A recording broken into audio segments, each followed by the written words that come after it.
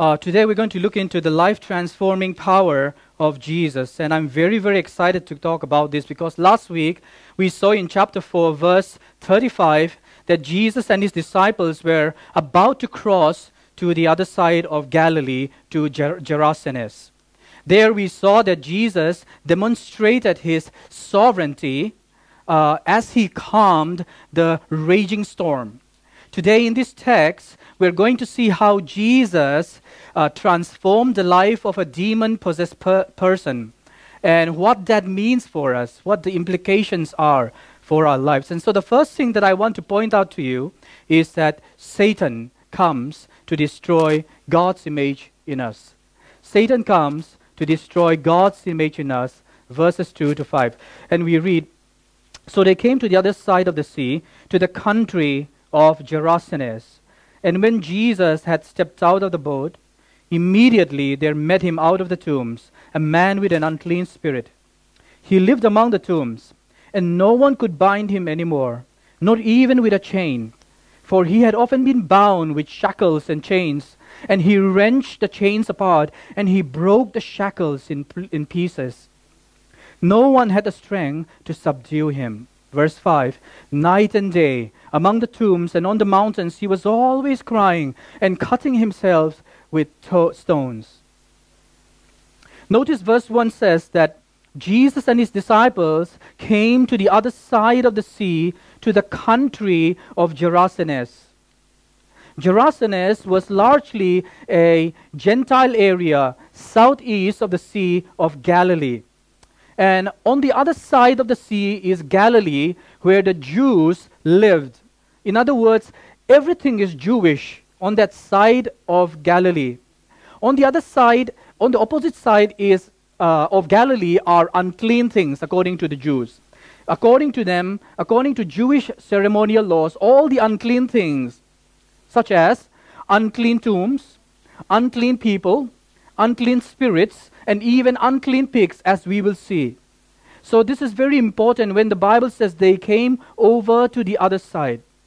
Remember that all Gentiles were also considered unclean by the Jews. And so none of the Jewish people in their right mind would have crossed to the other side of Galilee because everything is unclean there. But in the eyes of Jesus, no one, including this man, is so unclean that they are beyond his reach. The reign of his kingdom, as we have seen in chapter 1, verse 15, is that with the coming of Jesus, the kingdom of God has advanced. And so the reign of his kingdom extends even to the Gentiles, even to those who are considered unclean by the Jewish people. Now, how did the unclean spirit enter into this man? Think about this. Mark does not tell us how, but from the very beginning we know from Genesis, from the time that Adam fell into sin, Satan has ruled over people. He has injected his lies into the heart of Adam and Eve, and therefore, ever since then, Satan has masterfully captivated the lives of people, controlled them even. And Satan is described in John 10:10 as the thief that comes to destroy. That is his nature. That is the very nature of who Satan is. He's a thief. He comes to destroy. And so we see from this man's behavior that this was a satanic attempt to destroy the image of God in man. Again, in a modern society, people often refer to cases like these as medically incurable. And I know that in some instances they put them away in a mental asylum. When society no longer knows how to control or how to take care, they put them away, right? And here we see the very same thing. This man has been put away from society. He's been cut off as an outcast. And still, some modern people might look at this and say, well, in a scientific world, there is no such thing as a demonic possession. In a scientifically advanced country, there is no such thing as a demonic possession. But keep in mind that in most Asian cultures, Eastern cultures, traditionally, including Japan, the supernatural world has been very, very real. In the African continent, the supernatural world has been very, very real. So in Japan, you have a blend of both modernity, scientifically and technologically advanced nation, while still very traditionally infused with the supernatural world, the spiritual world. And so demonic possessions are still very real. But what I want you to see, what I would like us to see, and for modern people, here's the thing. This man's experience is quite similar to our own experiences in modern society.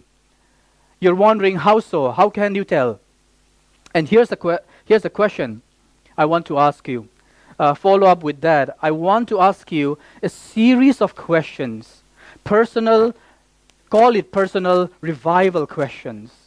The Welsh Calvinist Methodists used to, during the revivals, have a series of questions they asked of people. It's not exactly the same kind of questions here, but I want to ask you from this text a series of questions that you can invite yourself into. Okay? So here it goes. See, this man's experience is quite similar to our own experiences. First question, have you ever felt lonely and abandoned? Have you ever suffered abandonment? Has your pain ever isolated you from others? Because verse 3 says, he lived among the tombs, among the dead, not among the living, among the tombs. Have you ever been in a very, very dark situation? Have you ever gone to the dark night of the soul? Because this man has been living among the dead, among the tombs. This man had been abandoned as an outcast by friends and families. He could not live in his own house anymore. And look at how he also has lost all self-control.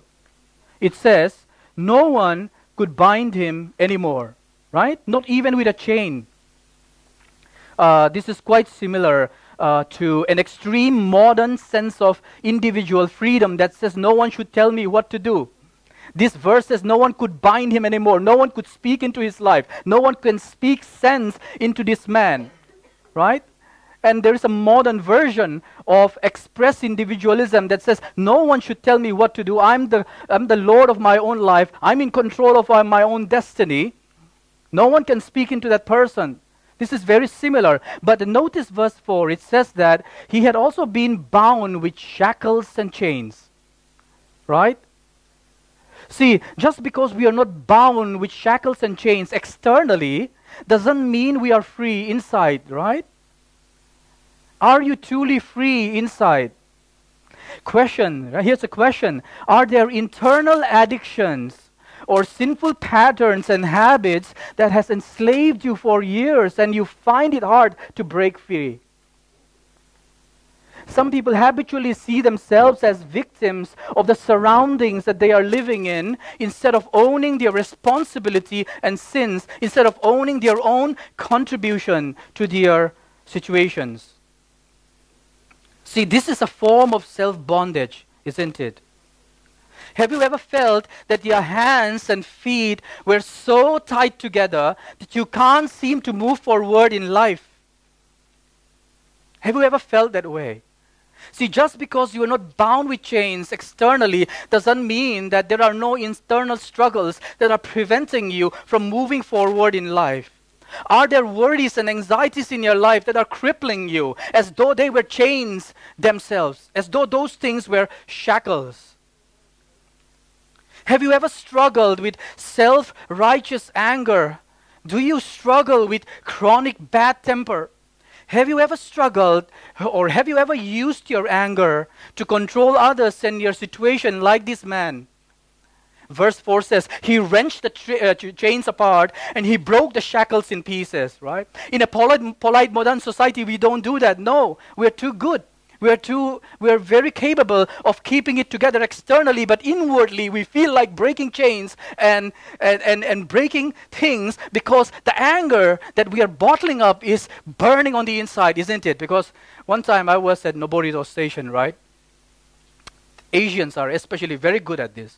We're good at external harmony, but it doesn't mean that we don't have anger burning on the inside. And I saw this very clearly. A Japanese man, bursting in anger at Noborito station, yelling at his wife. And all of the station could hear. People were pausing. And I thought about that today, and I thought, okay, this man couldn't bottle it up anymore. He had to let it go, right? He's lost his control. Because whatever is going on in his heart has been bottling up. He has no one to talk to, and he's been angry, and now finally he sees an opportunity to break the chains, to try and break the chains. But could he break it? No. No. And I look at that man and I thought, well, the only difference between him and me is that he is speaking it out loud. I'm keeping it inside. I'm pretending that I'm keeping my calm in the face of people. I'm smiling, but I'm easily annoyed like him. I'm easily frustrated. Actually, frustration is not frustration. Frustration is deep-seated anger that is growing in you. Right? Are you happy? Only so long as things go your way. Are there idols of power and control beneath your anger? See, hurting people hurt others. This man is hurting. No one can come near him. His family are away because they're afraid he's going to break something. They're afraid of speaking into his life.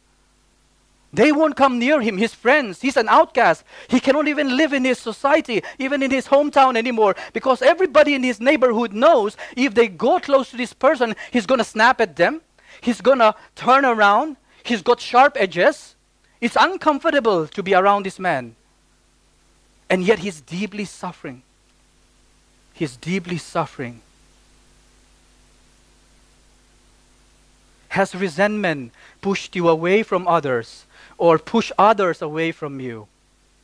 Are people always careful around you because they fear you might snap at them? Are they walking in eggshells, feel like they're walking around on eggshells around you because at the slightest discomfort with your words that they bring to you, are they afraid that you're going to snap at them? No one wants to be around this person anymore. No one can help him.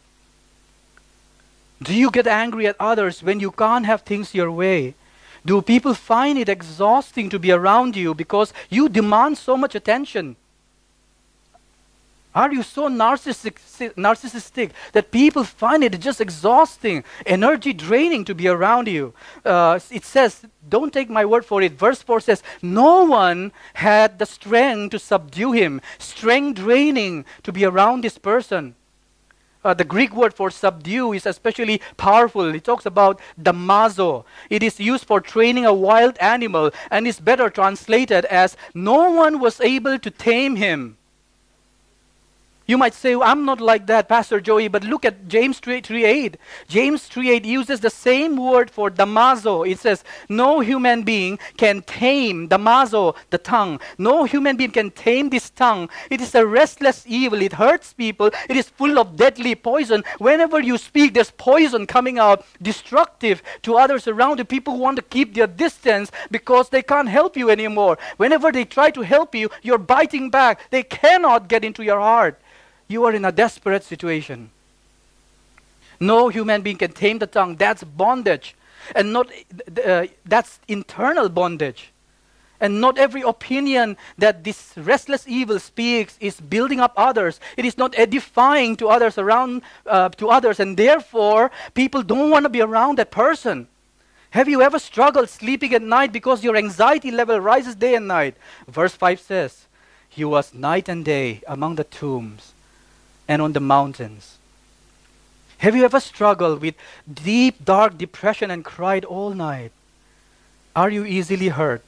It says night and day. He was always crying out, night and day. This is an endless suffering.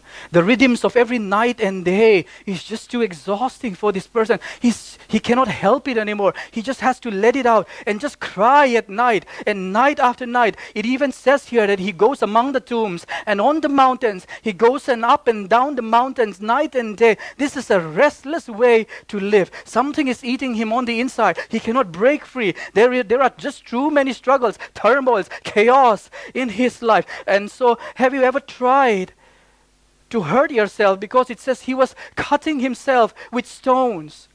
This man is driven beyond repair. Even modern medicine can no longer help him. The first thing he thinks every time he thinks of his pain is he's thinking of cutting himself with a knife.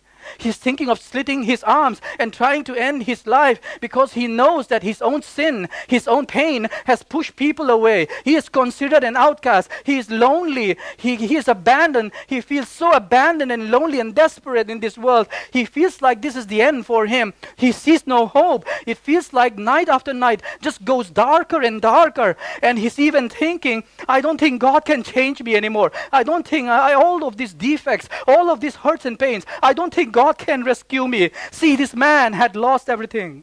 He had lost his home and the fellowship of his families and friends. He had lost his honor and decency as he roamed around the tombs, naked, half naked.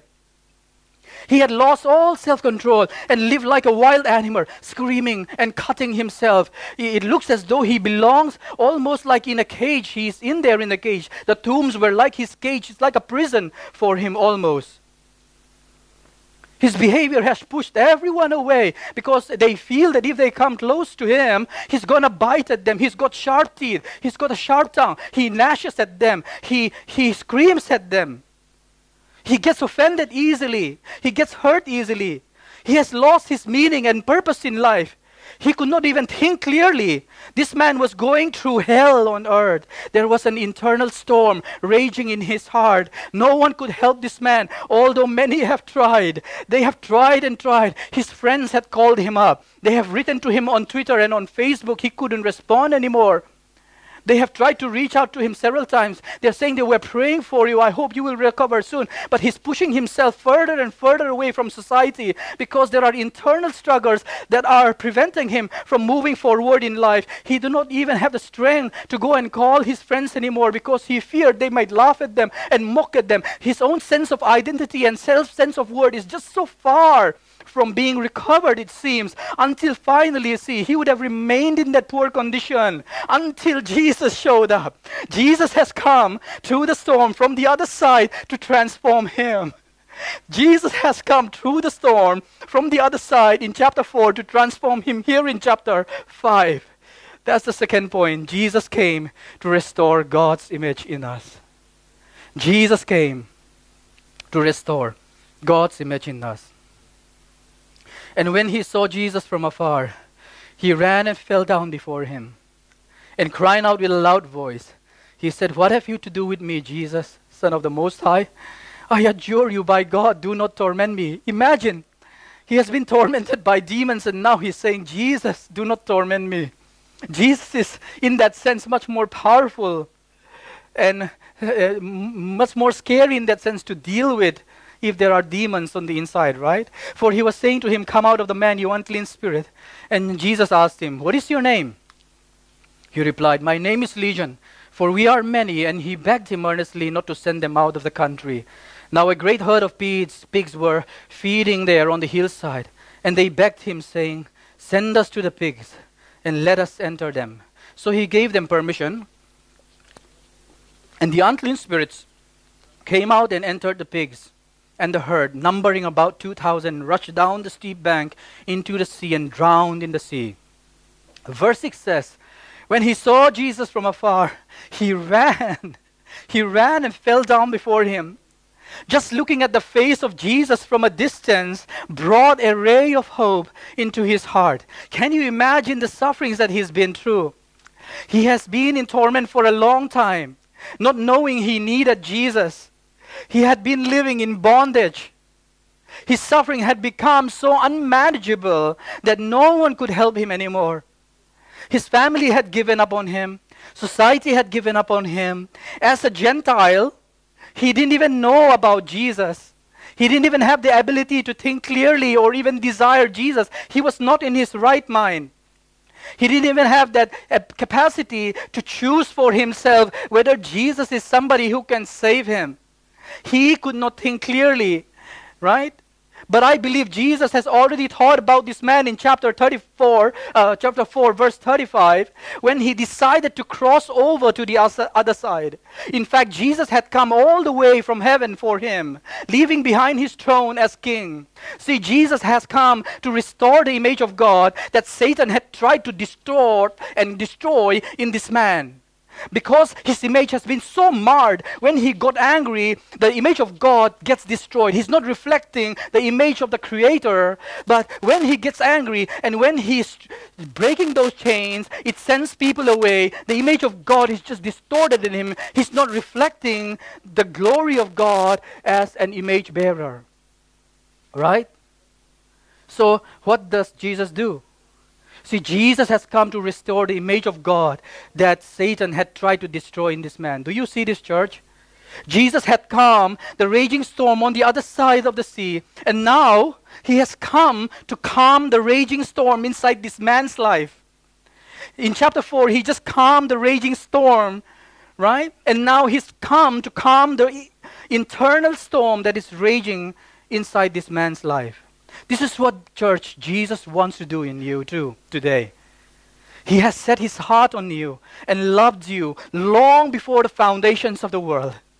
Ephesians 1:4 says, God chose us in him before the foundations of the world, that we should be holy and blameless before him. But like this man, maybe you didn't know about Jesus. Maybe like this man, you didn't know you needed Jesus. But this man is now standing before Jesus to become holy and blameless. No one wanted him, but Jesus wanted him. He's an outcast, but Jesus has come to restore that brokenness in his life. He's standing before Jesus now to become holy and blameless, not because of anything he has done. He couldn't pull up his moral bootstraps together. He couldn't figure out his own way to find Jesus. Jesus had to come to him. And this is what Jesus does to us. He comes to us. He initiates this us. He chose us in him before the foundation of the world, that we should be holy and blameless before him. Remember what the disciples had said in chapter 4, verse 41. They said, "Who then is this that even the wind and the sea obey him?" There was a suspense there in that question. They said, "Who then is this that even in the wind and the sea obey him?" And here in verse 7, the demons call Jesus Son of the Most High. The answer to that question comes from demonic people. From a person who has been oppressed by the demons and possessed by the demons. Demons themselves could see who Jesus is, and they declared him Son of the Most High God. His identity is revealed by the demons. They recognize Jesus as the Son of the Most High God. And so, with one word, Jesus commands the unclean spirit, just like he commanded the storm in chapter 4 with one word. But notice, this man's problem is so deep that only Jesus could really drill deep into his heart, isn't it? Right? Do you ever feel like your problems are so deep that no one can reach down there? Here's the good news. Jesus can reach into the very fiber of your being, to the very depths of your soul, to the internal struggles that are raging inside you. He can calm that. He can reach to the very fiber of your heart and soul. And so, Jesus asked the name of the demon. And he says, "My name is Legion, for we are many." The Latin word legion was commonly known in Palestine as a Roman army regiment of about 6,000 soldiers. So 6,000 demons, not just one demon, had tried to keep this man away from friends, from family, and from Jesus. But they were no match for King Jesus. Verse 13 says, he permitted them. I love that. He permitted them to enter the pigs. In other words, these demons cannot go or do anywhere unless God gives them permission. He is sovereign over them.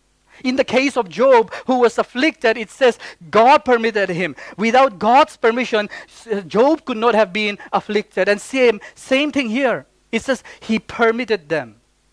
And Jesus struck the ultimate blow, we know, to Satan and his demons in Colossians 2:15. It says there, Jesus disarmed the rulers and authorities and put them to open shame by triumphing them over them in him on the cross. In other words, the picture there is that Jesus is shaming Satan and his demons by making them a public disgrace by his victory on the cross. So Jesus came to restore the image of God that had been so distorted and twisted in this man's life.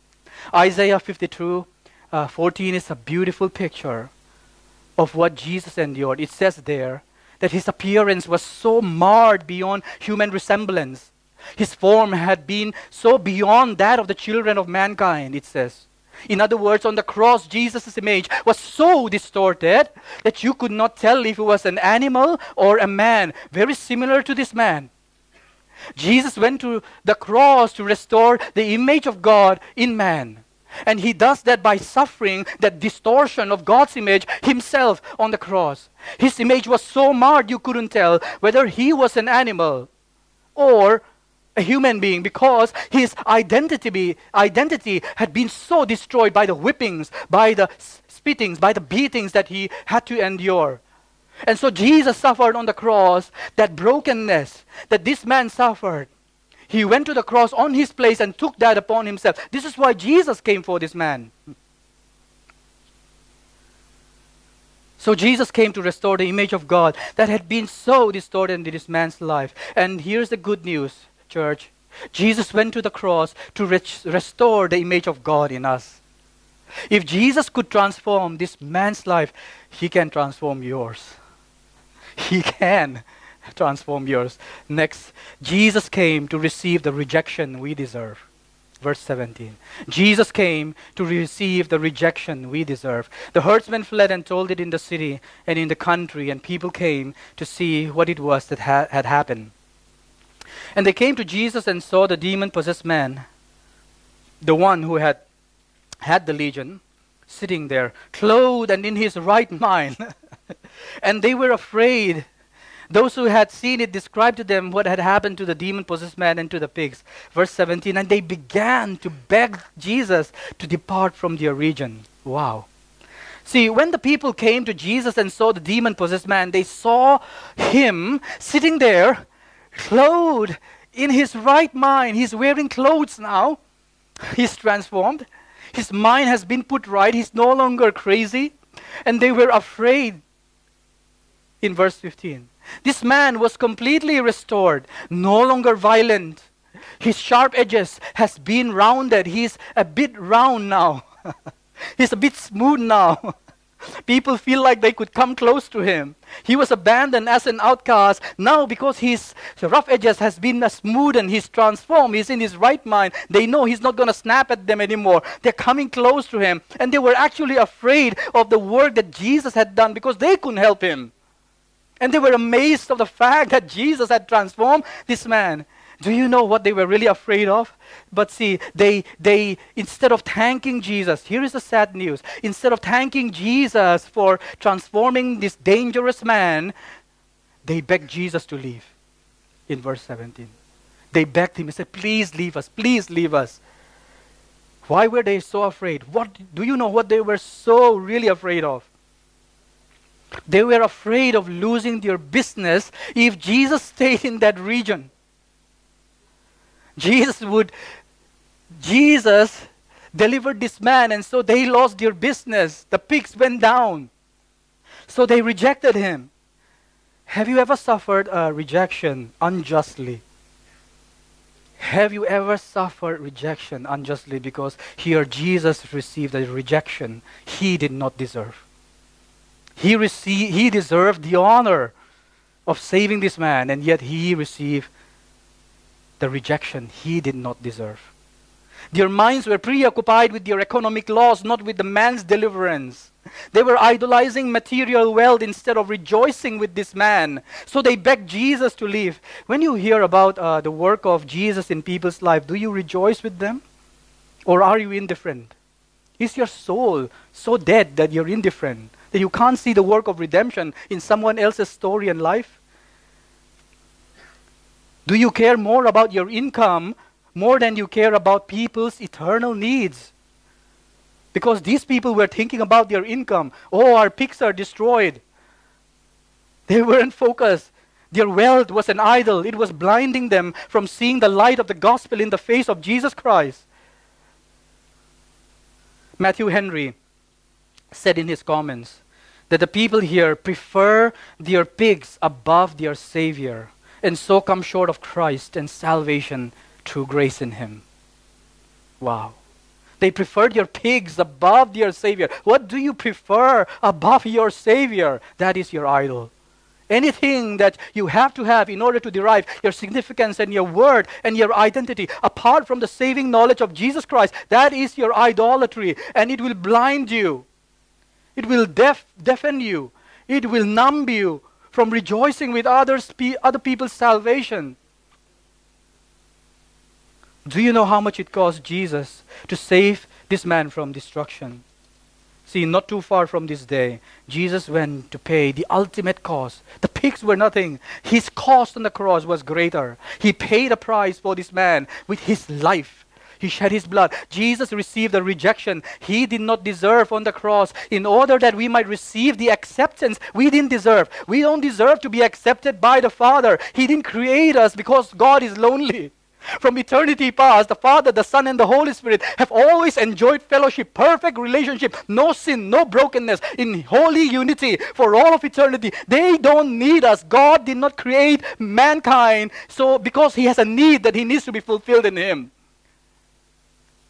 God created us for His glory, made us in His image to reflect His glory. The more we see His glory, the more we are able to be satisfied and find our significance and worth in that. By losing the focus from ourselves, away from ourselves, to see the glory of God shining in the face of Jesus Christ. He created us to reflect that glory. Satan came to distort that broken image. And we can't fix it, but Jesus came to fix it on the cross by becoming distorted and almost destroyed Himself. Right? He took that upon Himself in order that that broken image that we were meant to reflect, the glory of God, could be restored in us. Now we can reflect the glory of God in our lives because Jesus has come to transform us from the inside out. And so, look at this. Jesus hung on the cross as an unclean one in order that we might be holy and blameless before God. So that we who were once sinners could become holy and blameless before God because Jesus became as the unclean one even though He had no uncleanness in Him. Jesus went to the cross outside the gates of Jerusalem as an outcast and entered the tomb in order to transform us from the inside out. He went inside the tomb to transform us. This man lived in the tombs. Jesus went to the tombs to transform him from the inside out. Jesus goes into the tomb. On the third day, He rises again in order that we might have life from the inside out. Right? Lastly, Jesus sends us to tell others about His work, of His work. Verse 19 and 20. As he was getting into the boat, the man who had been possessed with demons begged Him that he might be with him. And He did not permit him, but said to him, go to your friends, go home to your friends and tell them how much the Lord has done for you and how much He has had mercy on you. Verse 20, and he went away and began to proclaim in the Decapolis how much Jesus has done for him, and everyone marveled. See, the people in verse 17 had begged Jesus to leave them, right? Stay with me. But the restored man here in verse 18 begged to be with Jesus. In verse 17, they begged to leave them. Here, the restored man begs to be with Jesus. How can you not love Jesus if you have been delivered from your bondage? How can you not want to be with Him if you have been delivered by Him? How can you not love Him for His saving grace? But Jesus says to him in verse 19, no, He says, go home to your friends and tell them how much the Lord has done for you and how much He has had mercy on you. So here's the question, why didn't Jesus permit him not to follow Him? Why didn't Jesus permit him to follow Him? Right? Why didn't He permit him? The demons begged Him and He said, yes, go over there. And this man says, can I be with you? And Jesus says, no, go back home. Here's the thing. You remember in the beginning, this man was living in the tombs. He was isolated from his family and friends, right? He sent him back to his home, his family and friends from whom he had been isolated and separated. He sends him back to his friends and family and the people he had hurt to be right with them. He sends him back because by his brokenness, he was sending people away from him. Now Jesus is saying, no, go and be right with them. Now that you are right with me, go and be right with them. Go back home to your friends and your family from whom you have been cut off. Do you see the mission field that Jesus had for this man? The word Decapolis in verse 20 is actually 10 Greek cities east of Galilee. Deca means 10, polis means city. So 10 cities. So he went back into these 10 cities. 10 cities, not just one. The kingdom of God is going to expand with this man because Jesus has transformed his life, and it won't be just in his hometown, but it will be throughout that 10 cities in the Decapolis to tell how much the Lord had done for him. It won't be about him. It won't be about how much he had done for Jesus. It would be how much Jesus had done for him. That's the gospel. The gospel is not how much we have done for Jesus. The gospel is how much Jesus had done for us. The doneness of the gospel, the finished work of Jesus is what we are called to tell, not how much we do for God. Religion says this is how much you do for God. The gospel says this is how much Jesus had done for you. Right? When Jesus transforms your life, see, your friends in your family will notice the change in you. Do they notice the change in you? Can they tell from the time of your first journey to this day that you are certainly a different man, that you have become more loving, more patient, more kind, more gracious towards others and fellow sinners? Have you become increasingly more gracious to people who sin differently than you? They just happen to sin differently. Are you showing grace? Are you that gracious? Have you tasted the saving grace of Jesus Christ to such an extent that it's firing up the fiber of your being, and you know in your heart that this is the very best thing that has happened to you? No one could reach the depths of your soul, but Jesus did by his saving grace. No one could reach the internal turmoil that you are going to, and yet Jesus comes to transform you from the inside out, right? If you have been touched by Jesus, you will naturally want to share with your friends and families. To the degree you appreciate how much Jesus had done for you, will you want to tell it others? Can you keep quiet about the things that you care most about? Some of the things that you care most about flow from your heart naturally. You talk about it with your friends right after the worship service because it's been bogging you from throughout the week. Those are the things that you deeply care about. That's why it doesn't take effort to share it naturally with people. How about the gospel? Is it naturally flowing? Do you love to tell of the wonders that he has done? Do you have stories of how broken you have been and how desperate and how depressed you were, and Jesus gave you a testimony? Are you keeping quiet about that? Why not let it out? Somebody's life is going to be impacted. When you're impatient, say, I used to be so impatient. I used to get angry so easily. But Jesus has taken that away. I'm gradually moving forward by his grace. I'm stumbling forward. There is hope for you as well. How about that message? How about my sins were so dark, I was hiding it. I was doing stuff that would be shameful to be exposed, and yet Jesus hung on the cross on my behalf. He was shamed, and look at my sins now. The things that I was ashamed of, I can tell you about it because you know what? I don't have to hide them anymore. Jesus already crucified it on the cross. That's why I can tell you freely. How about that?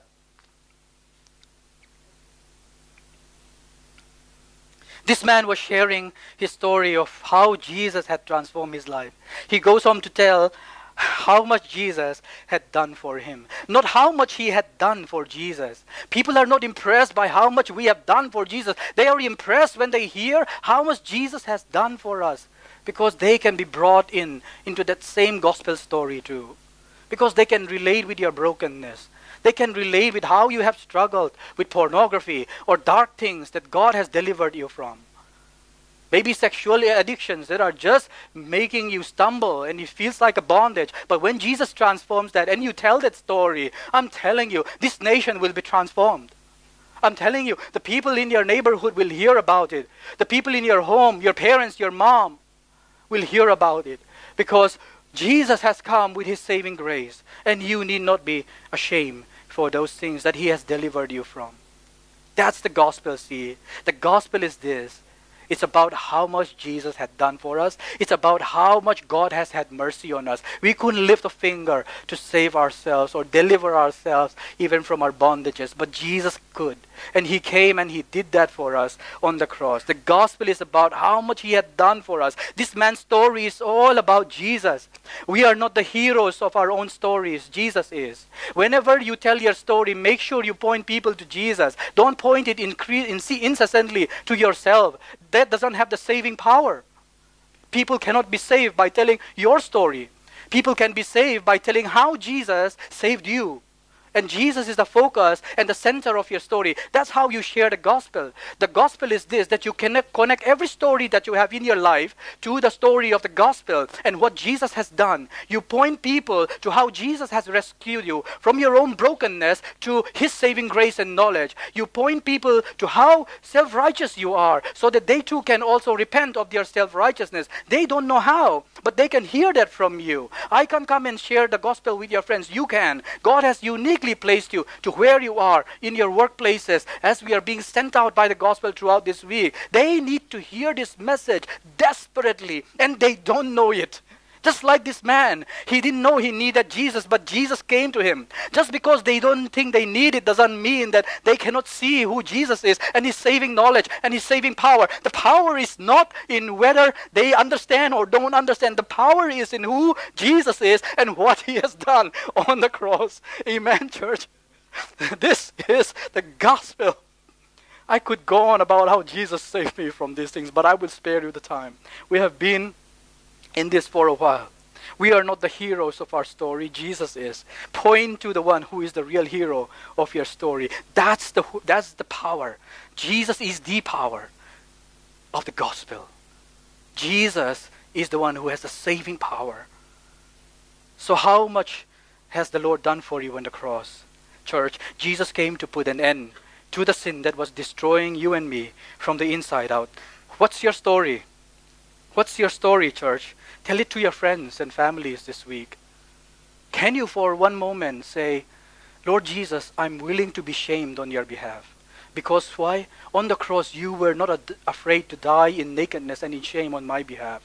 Take courage from the fact that Jesus was nakedly shamed, that he was beaten and brutally beaten to take the forgiveness of to purchase the forgiveness of your sins, so that in God's eyes you will be accepted and adopted into his family, and so that your life will be transformed.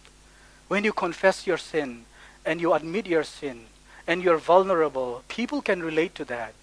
But don't leave it there, because it will be depressing if you only share your struggles. You need to point to them how the struggles relate to the saving grace of God, and how you don't have to pull up your moral bootstraps anymore because Jesus' righteousness is enough for you, and how you don't have to live in licentiousness trying to cover up your hidden sins anymore because Jesus died on the cross. He was exposed for it, for the sins that were hidden that you did on the cross. He was exposed for it even though he didn't deserve it. Right? And now you receive the forgiveness and grace you didn't deserve. And so when you share your struggles, I'm telling you, even if people don't confess it immediately, they'll think about it. The Holy Spirit will aid you. He will do his work. All you gotta do is tell your story. Tell the thing that you really care most about. I pray that the gospel as a church will be what we care most about. We don't have to die on the hill for many other things like political discussions. Those are useless. King Jesus has come. Mark tells us the kingdom of God has come. Jesus on his throne. He is the sovereign ruler of this universe. Nothing that goes on in this world, the temporary stuff here, is going unnoticed. One day he will end it all. Real justice will come. Hitler will not escape. Those who are doing crooked things and are running away, then you're bothering and you're worrisome about it. Jesus will bring justice, and his judgment will be fair, because everyone will have to give an account for every deed that they have done, and they will be repaid according to what they have done. Until and unless they get right with Jesus on the cross, there is no more second chance at his second coming. That is the message of the gospel that the church has been entrusted to. That King Jesus will rule and reign and govern this universe with his church. We will reign with him. Worthy are you to take the scroll and open its seals, for you were slain, and you have purchased a people from every tribe and tongue and nation and language. The gospel says in Revelation chapter 5, he is worthy. And it says down there, and you, the church, your people, and you shall reign on the earth. They shall reign on the earth. Jesus will reign with his people on the earth. That is the great good news that we have. We know how this story ends. So what are you afraid of? Tell them your story. Tell them how much Jesus has done for you and how he has had mercy on you. And watch what happens. Just watch what happens.